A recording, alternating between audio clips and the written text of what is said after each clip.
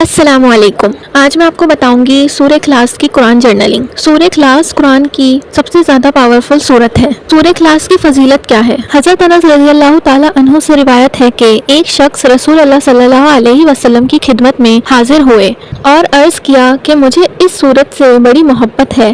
آپ صلی اللہ علیہ وسلم نے فرمایا کہ اس سورت کے ساتھ تمہاری یہ محبت تمہیں جنت میں پہنچا دے گی۔ ایک مرتبہ رسول اللہ صلی اللہ علیہ وسلم نے صحابہ کرام رضی اللہ تعالیٰ عنہما سے فرمایا کہ سب جمع ہو جاؤ، میں تمہیں 1/3 قرآن سناؤں گا۔ لہٰذا جو جمع ہو سکتے تھے وہ جمع ہو گئے۔ نبی کریم صلی اللہ علیہ وسلم تشریف لائے اور سورہ اخلاص کی تلاوت فرمائی اور ارشاد فرمایا کہ یہ سورت 1/3 قرآن کے برابر ہے۔ مطلب آپ اگر اس سورت کی تلاوت کرتے ہیں تو 1/3 قرآن کے برابر آپ کو ثواب ملے گا۔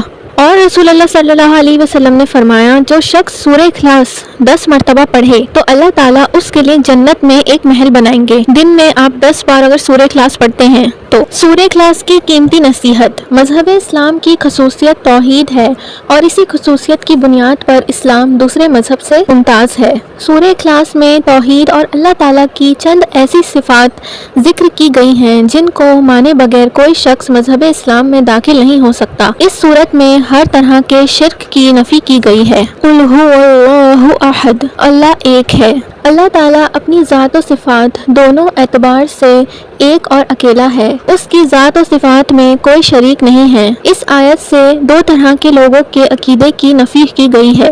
نمبر 1، ان تمام لوگوں کے عقیدے کی نفی ہو گئی جو ایک اللہ کے علاوہ دوسری چیزوں کو بھی خدا مانتے ہیں۔ نمبر 2، ان لوگوں کے عقیدے کی بھی نفی ہو گئی جو ایک اللہ کو مانتے ہیں لیکن اس کی کسی صفت میں دوسرے کو بھی شریک کر لیتے ہیں۔ اللہ الصمد، سب اس کے محتاج ہیں، وہ کسی کا محتاج نہیں۔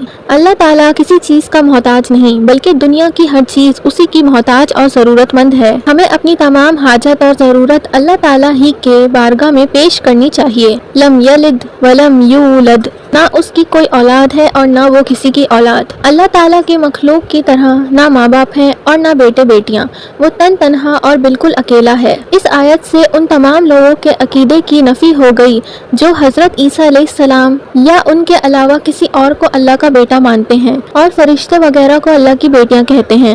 وَلَمْ يَكُنْ لَهُ كُفُوًا أَحَدٌ، اور نہ کوئی اس کے برابر کا ہے۔ اللہ تعالیٰ واحد اور یکتا ہے، اس کی ذات و صفات میں اس کا کوئی شریک اور ہمسر نہیں ہے۔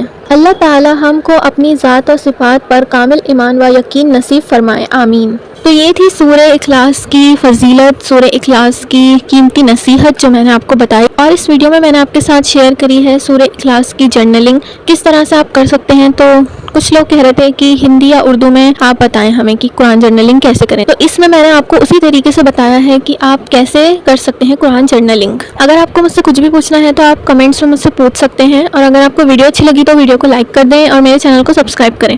السلام علیکم۔